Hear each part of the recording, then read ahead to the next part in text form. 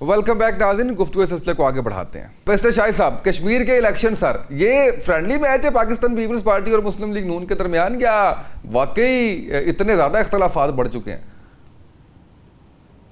صاحب ایک چھوٹی سی بات کر کے آپ کے اس سوال پہ آتا ہوں جی، باجوہ صاحب نے کہا کہ ہم لوگ جب یہ آئے تھے 2022 کے اندر پی ڈی ایم کے طور پہ، تو نعرہ تو اس وقت یہ تھا کہ پاکستان معاشی طور پہ تباہ ہو رہا ہے اور ہم اپنی سیاست قربان کر کے ریاست کو بچانے ہیں۔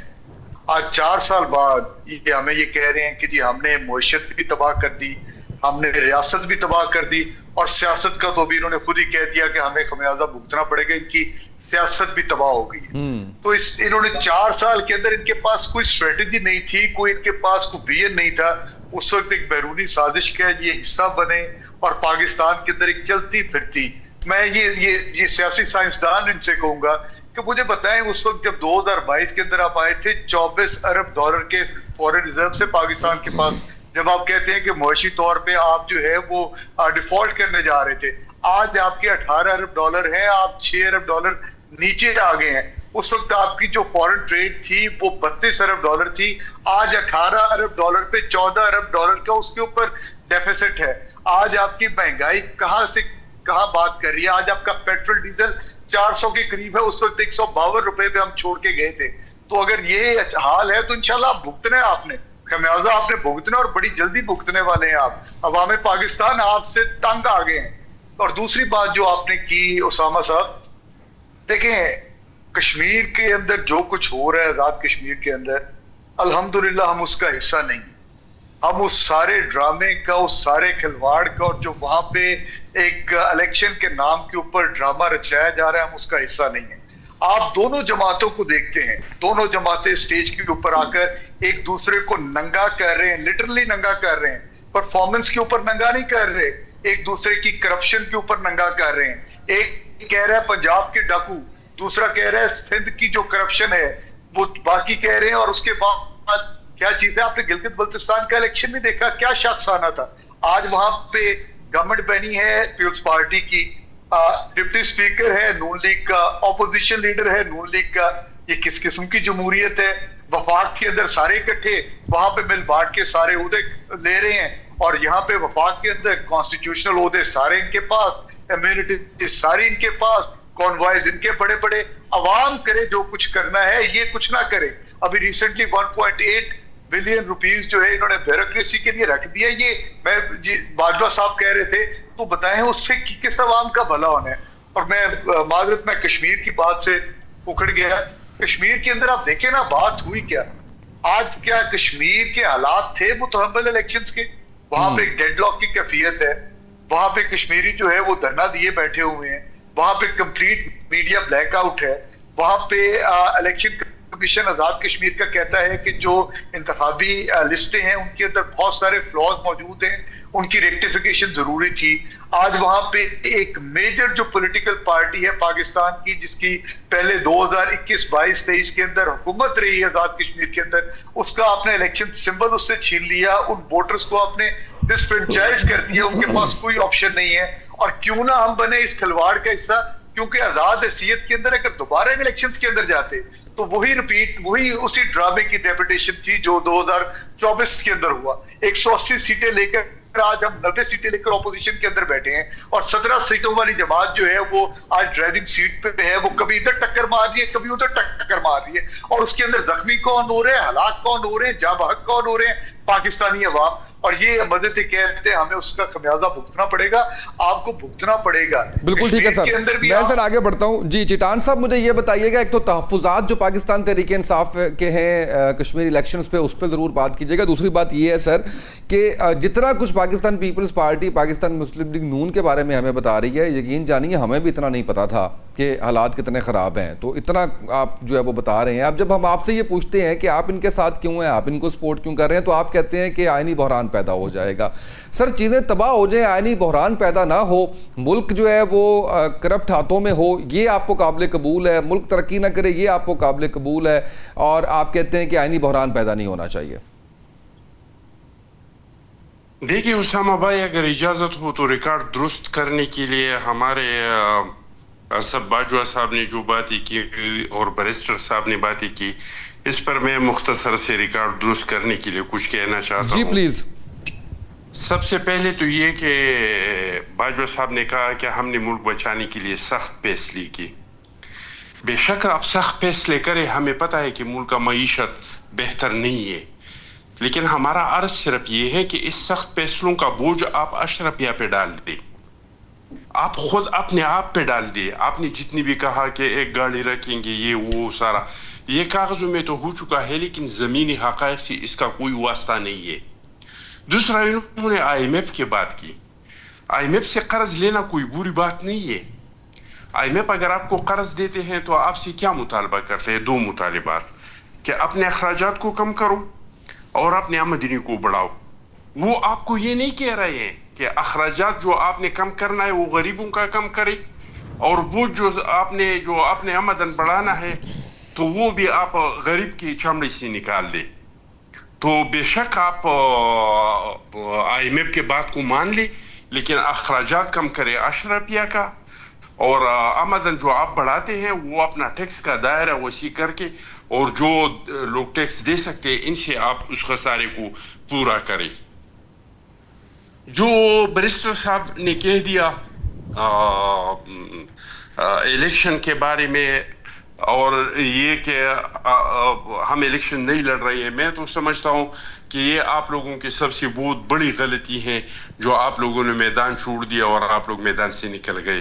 اور آپ لوگوں کے میدان سے نکلنے کا وجہ ایک ہی تھا کہ جب میں آپ لوگوں نے الیکشن لڑا، آپ لوگوں کو پتہ چلا کہ عوام آپ لوگوں کے بارے میں کیا سوچتے ہیں، اس وجہ سے آپ لوگ کشمیر میں الیکشن نہیں لڑ رہے ہیں. جہاں تک ہمارے اور مسلم لیگ نون کا تعلق ہے تو ہم نے کبھی پی ٹی آئی کو ننگا کیا ہے، نہ مسلم لیگ کو ننگا کرتے ہیں، اور نہ ہم اس طرح کی سیاست کرتے ہیں کہ دوسرے کے چہرے کو بگاڑ دو تاکہ آپ خوبصورت لگے. ہم جدھر بھی جاتے ہیں ہم وہاں پہ اپنے ان لوگوں کے لیے جو کام کیے ہیں اس کے بارے میں کہتے ہیں. کیا شہید ذوالفقار علی بھٹو صاحب کے دور میں آپ لوگوں کے لیے ہم نے یہ کیا، پھر شہید محترمہ بینظیر بھٹو صاحبہ کے دور میں ہم نے آپ لوگوں کے لیے یہ کیا، زرداری صاحب کے دور میں ہم نے آپ لوگوں کے لیے یہ کیا. ہم کسی کی شکلوں کو نہیں بگاڑتے ہیں، نہ الزامات لگاتے ہیں. جہاں تک ہمارا اور مسلم لیگ نون کہ حکومت کا تعلق ہے، تو جب الیکشن ہوا اور ریزلٹ آیا تو اکثریت عدد جو تھا وہ پی ٹی آئی کا زیادہ تھا. ہم نے کہا کہ ہم اگر کسی حکومت کا حصہ نہیں بنیں گے تو دوبارہ الیکشن ہوگا، ہمارا ملک کی معیشت کے جو حالات ہیں، امن و امان کے جو حالات ہیں، وہ اس کا متحمل نہیں ہو سکتے یہ ملک بار بار الیکشنوں کا. اور اس کا کیا گارنٹی ہے کہ ہم دوبارہ الیکشن کریں گے تو اس ریزلٹ سے کوئی مختلف ریزلٹ سامنے آئے گا، ایک پارٹی کو 2/3 میجارٹی مل جائیں گے. تو اس وجہ سے ہم نے پی ٹی آئی کو دعوت دیا کہ آپ حکومت بنائیں، ہم آپ کے ساتھ حکومت میں شامل نہیں ہوں گے، لیکن حکومت بنانے میں ہم آپ لوگوں کو اپنا ووٹ دے سکتے ہیں. لیکن عمران خان صاحب نے کیا کہا کہ ہم تو ڈی جی آئی سے ہاتھ ملائیں گے، ہم تو آرمی چیف سے بات کریں گے، ہم تو سیاستدانوں کے ساتھ بیٹھتے ہی نہیں ہیں، ہم تو سیاستدانوں سے ہاتھ نہیں ملاتے ہیں، سیاستدان تو سارے چور ہیں. تو آپ لوگوں کے ساتھ ویسے تو یہ لوگ کہتے ہیں کہ 547 کا حکومت ہے، یہ حکومت 547 کی وجہ سے نہیں بنا ہے. الیکشن کے بعد بھی جو ریزلٹ آ گیا تو آپ لوگوں کے پاس حکومت بنانے کا موقع تھا، لیکن آپ لوگوں نے اپنی سیاسی ناتجربہ کاری کی وجہ سے اور اپنی نالائقی کی وجہ سے وہ موقع جو ہے ہاتھ سے گنوا دیا. ورنہ مسلم لیگ نون کا تو حکومت نہیں بن رہا تھا، حکومت تو آپ لوگوں کو بن رہا تھا، آپ لوگوں کو عددی اکثریت زیادہ تھا. پیپلز پارٹی نے آپ لوگوں کو دعوت دیا لیکن آپ لوگوں نے اس دعوت کو قبول نہیں کیا. میں سمجھتا ہوں کہ کشمیر کے جو احتجاج ہے اس میں ان کی جو مطالبات ہے ہم ان کے مطالبات کے ساتھ ہیں، لیکن جو ان لوگوں کا طریقہ کار ہے اس کے ساتھ ہم نہیں ہیں. اگر الیکشن کرنے کا اور الیکشن روکنے کے فیصلے دونوں سے ہوں گے تو پھر تو ملک کا اللہ حافظ ہے. ہم سمجھتے ہیں کہ یہ فیصلے ہماری اسمبلیوں کے اندر ہونا چاہیے. اس کمیٹی کو چاہیے تھا کہ یہ الیکشن میں بھرپور حصہ لیتے, یہ اسمبلیوں میں آ جاتے اور اس کے بعد ان کی جو مطالبات ہیں اس کے لیے آواز اٹھاتے.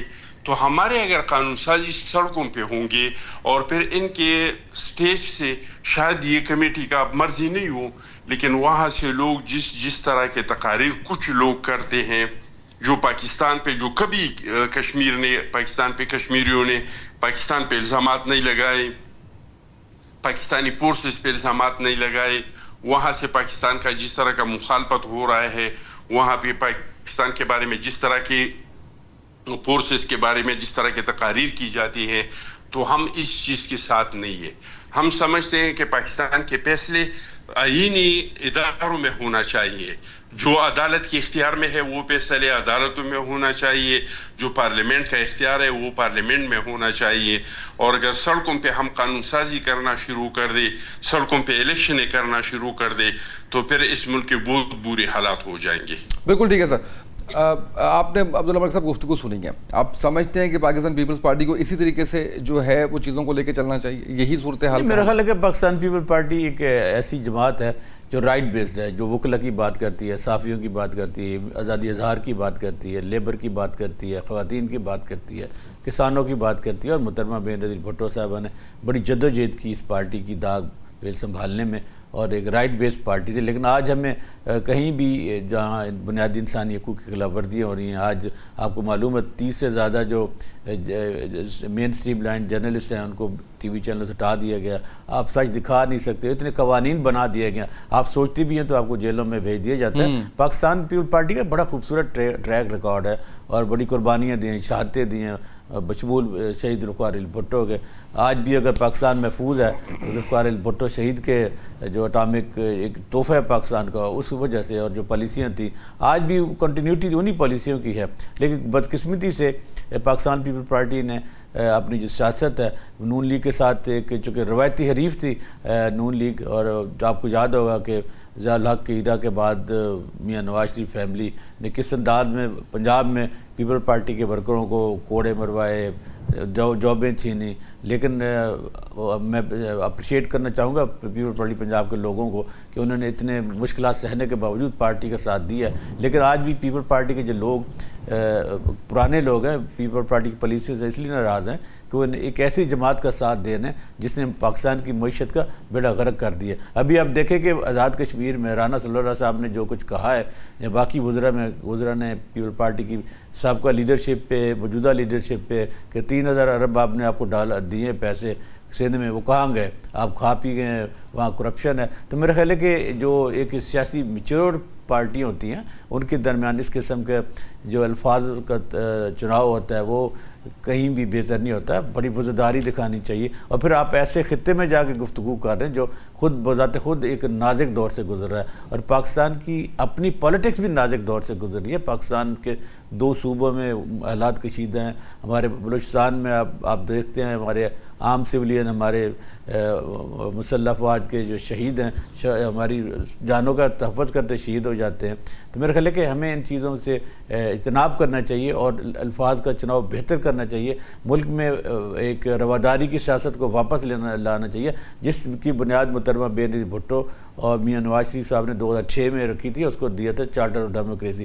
شاید ہم ان چیزوں سے بھول گئے, اور پھر شاید ہم اتنے سیاست کے پیچھے پڑ جاتے ہیں کہ ہم اخلاقیات بھول جاتے ہیں. ہم اقتدار کے لیے اقتدار کی طرف چلے جاتے ہیں, اور یہ اقتدار ہوتی ہیں, جو آپ کی اخلاقیات ہوتی ہیں, ان کو ہم بھول جاتے ہیں. ابھی جس طرح ہماری دونوں پارٹیوں کے لیڈران مین لیڈرشپ آزاد کشمیر میں تھی, تو میرا خیال ہے کہ ان کو وہاں کی جو جوائنٹ ایکشن کمیٹی ہے اس کے ساتھ بات چیت کرنا چاہیے, کیونکہ وہ بھی پاکستانی ہیں, وہ بھی کشمیری ہیں. کیونکہ ہم تو کہتے ہیں پاکستان کا حصہ ہے اخلاقی طور پہ بھی اور جغرافیائی طور پہ بھی. جس طرح انڈیا نے اب 365 کو 370 اور 335 کو اپنے سب ختم کر کے سب بنا لیا. تو میرا خیال ہے کہ ہمیں کشمیریوں کے زخموں پہ بھرب رکھنی چاہیے, کسی کو غدار نہیں کہنا چاہیے. ہماری تو اپنی لیڈرشپوں کو غدار کہا جاتا رہا ہے, کس کو نہیں کہا؟ محترمہ فاطمہ جناح کو کہا گیا, بھٹو صاحب کو کہا گیا, محترمہ بے نظیر بھٹو کو انہی نے نون لیگ والوں نے سیکورٹی رسک کہا. لیکن یہ کوئی اچھی روش نہیں ہے. بالآخر آپ کو ایک ڈائلاگ کے ذریعے چیزیں حل کرنا چاہیے, مسئلے کو حل کرنا چاہیے. آپ نے موجودہ اسی خطے میں دیکھا ہے کہ پاکستان نے خود ڈائلاگ کو ایک ذریعہ بنایا, سفارتکاری کا ذریعہ بنایا, ایران امریکہ کے درمیان ایک کانفلکٹ کو ختم کرنے میں برجنگ کی ہے. تو میرا خیال ہے کہ اس ہمارے جو سیاستدان بہت میچور ہیں. پچھلے 70 سالوں سے تو اقتدار میں دونوں پارٹیاں گاہے بگاہے آتی رہی ہیں, لیکن ابھی اگر ہمارا وتیرہ یہی ہے تو پھر ہم عوام کو اب کیا میسج دینا چاہتے ہیں؟ یہاں پر بھوک ہے, افلاس ہے, بے روزگاری ہے, ان امپلائمنٹ ہے. آپ دیکھیں کہ 10% مہنگائی بڑھ گئی ہے, 44% لوگ خط غربت سے نیچے رہتے ہیں, 7 سے 9% کے پاس کھانے کے لیے بھی کچھ نہیں ہے. ہمارے ہاں 2.5 کروڑ بچہ اسکولوں سے باہر ہے. ہمارے تو ایسی پالیسیاں ہونی چاہیے جس سے وہ بچے اسکولوں میں واپس آئیں. ہماری ایسی پالیسی ہونی چاہیے, اب جو 10% مہنگائی بڑھ گئی ہے ہم اس کو نیچے لائیں. ہماری تو پالیسیاں ایسی ہونی چاہیے ٹیکس اور جی ڈی پی ریشو بڑھے. ہماری پالیسیاں تو ایسی ہونی چاہیے کہ زر مبادلہ ملک میں آئے, ایکسپورٹ بڑھیں, امپورٹ کم ہو. لیکن آپ یہ بتائیں کہ کتنی اس عرصہ میں 2022 کے بعد انہی کی حکومتیں چل رہی ہیں نا 4 سالوں سے, مجھے بتائیں کتنا سرمایہ پاکستان میں آیا. ہاں یہاں سے سرمایہ ضرور باہر چلا گیا. تو میرا خیال ہے کہ پارلیمان کے فلور ہے اس کا استعمال ہونا چاہیے. یہ جو ڈیبیٹ گلیوں محلوں میں اور ٹیلی ویژن چینلوں پہ ہو رہی ہے, اس سے کتنا خوبصورت ہے, اچھا لگتا ہے کہ وہ زیرک سیاستدان جو ہماری پولیٹیکل پارٹی میں اب بھی موجود ہیں, جو بڑے وزادار ہیں. یہ نہیں ہے کہ سیاست کوئی گندا نظام ہے, سیاست یقیناً ایک معاشرہ. بالکل ٹھیک ہے سر, میرا یہ پوائنٹ ہے کہ ہمیں رواداری کے کلچر کو فروغ دینا چاہیے, پاکستان میں استحکام لانا چاہیے تاکہ اس استحکام سے لوگوں کے مسائل حل ہو. پہلا عوام ہے, جس سے شہید بھٹو نے کہا تھا.